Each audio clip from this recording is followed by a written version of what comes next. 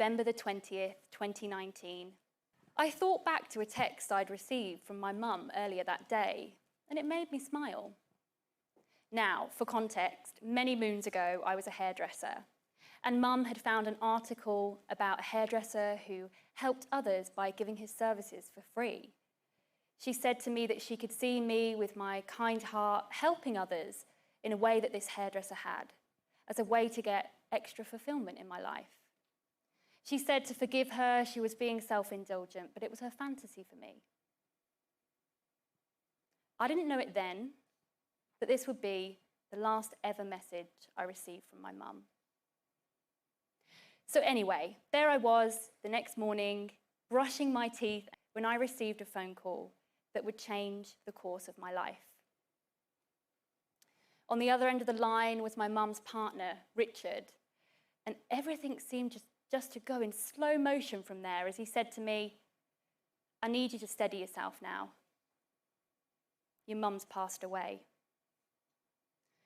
"Is this some sort of joke?" I remember saying. But it was not. My lovely mum, Rose, who was otherwise healthy, had died from a sudden seizure. She was only 64.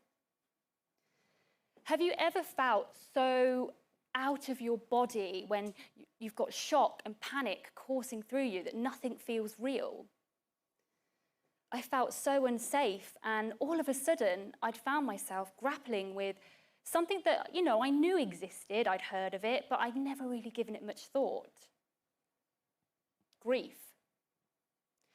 So within the next 24 hours, I found myself on a flight to the UK, and anyone here in this audience will know that that is a bit of a drag at the best of times, let alone when you're on your way to bury your mum.